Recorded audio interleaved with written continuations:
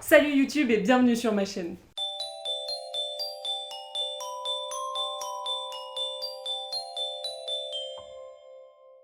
Le 23 octobre 2020 sortait la série Le Jeu de la Dame sur Netflix, et bien que pas du tout promue par la plateforme à l'origine, cette série a battu le record d'audience au niveau mondial et a fini en tête des classements dans plusieurs pays.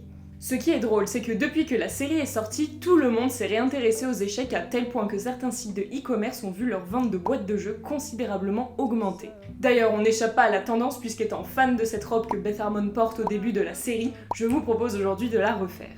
Au final, on a tous quelques notions du jeu et de ses règles, mais seulement un petit nombre d'entre nous s'y accrochent vraiment. Il faut dire que c'est un jeu complexe, mathématique et basé sur de la stratégie, donc pas vraiment adapté pour passer un bon moment en famille par exemple. Je vous propose alors aujourd'hui 5 anecdotes sur les échecs et leur histoire dans la Minute Culte. Il n'y a pas toujours eu de reine sur le plateau. De nos jours, la dame est la pièce la plus puissante du jeu, mais cela n'a pas toujours été le cas, bien au contraire. L'ancêtre historique des échecs s'appelle le chatrang, et dans ce jeu, le pion équivalent à la dame, le firz, est une pièce faible qui ne peut se déplacer que d'une case en diagonale. Sachant que l'apparition des échecs date d'il y a environ 1500 ans, il s'agit en fait d'une erreur de traduction au Moyen-Âge, les Européens ne comprenant pas le mot arabo-persan firz, désignant un vizir ou un conseiller, et le traduisirent en firz, qui donne fierge ou vierge en ancien français. Ce n'est seulement qu'au XVe siècle, sous le règne d'Isabelle la catholique en Espagne, que la pièce devient la dame et acquiert ses déplacements définitifs. La reine étant bonne joueuse d'échecs, c'est elle qui changea les règles du jeu pour offrir à la dame plus de pouvoir. Ce changement permet notamment de dynamiser le jeu, jugé trop lent et ennuyeux. En France, cette évolution se met en place vers 1540.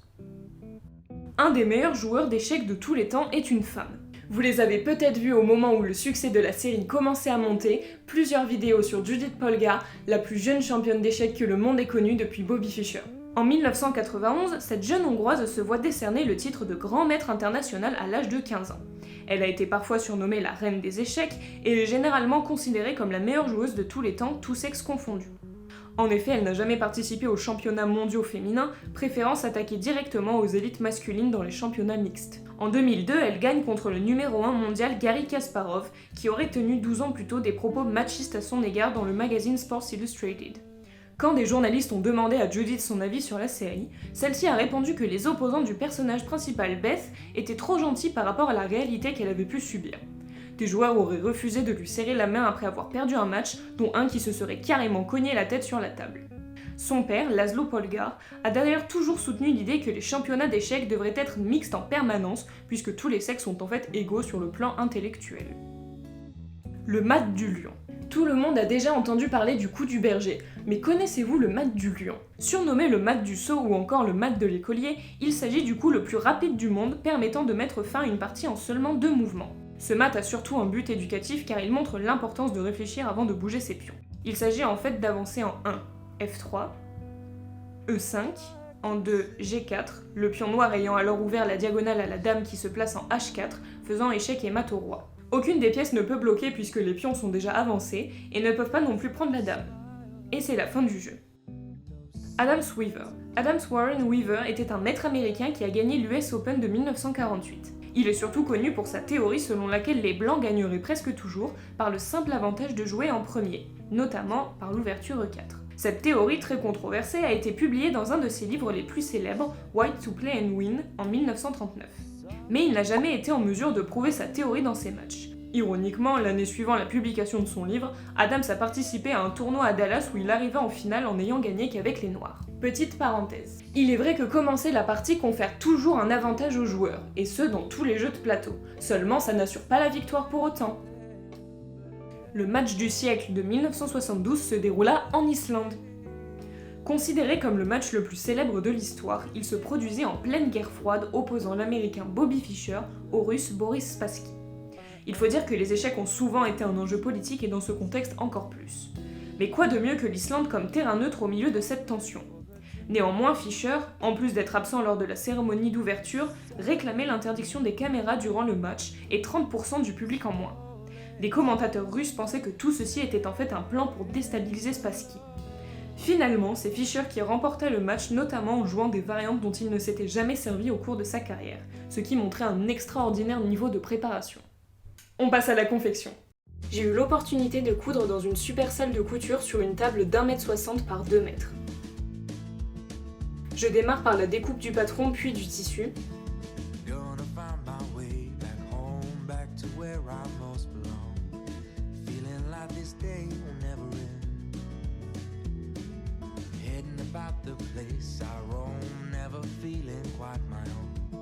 Somehow get the feeling I don't fit in, but I know that I'll be coming home to you. And you know that I'll be driving home to you. 30,000 miles seems far to a man who hasn't fallen quite as hard as I did for you. But it seems with every step I make was a road that I was bound to take for a journey to wind up here with you, my home, sweet home. I would do it all again for you.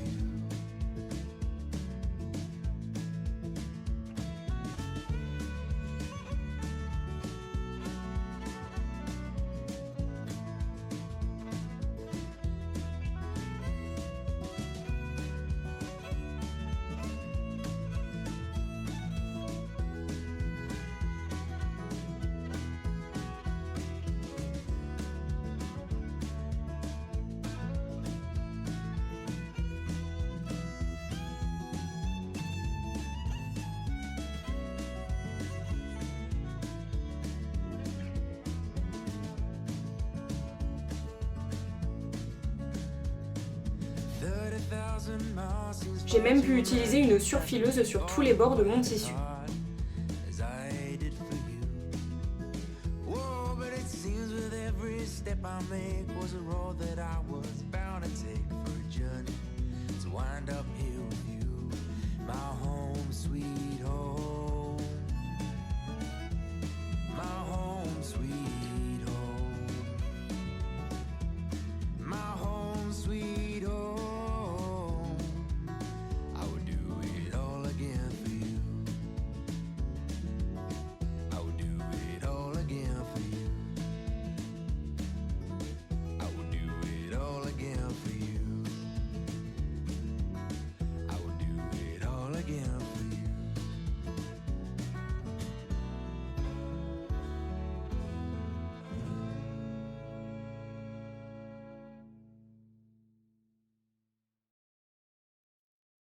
Après avoir assemblé mon haut, je coule la parmenture.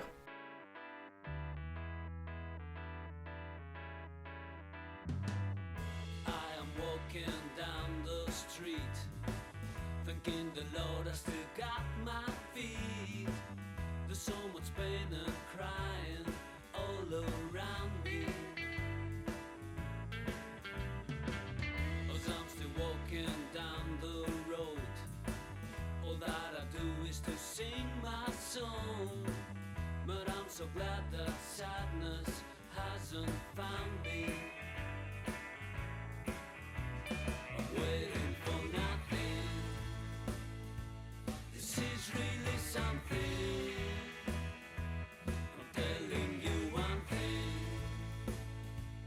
I'm waiting for nothing. Là, je forme les plis de la jupe avant de la coudre sur le haut.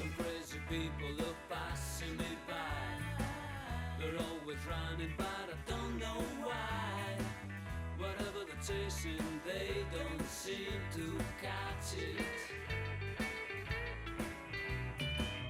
The sun is setting behind a cloud. A strange light is filling the town. Thank God that I have still the eyes to see it.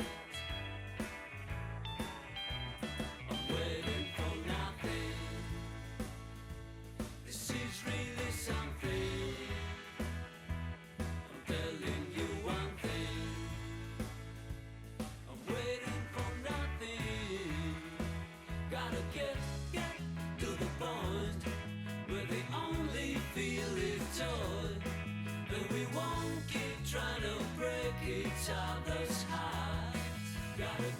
Et je termine le dernier ourlet.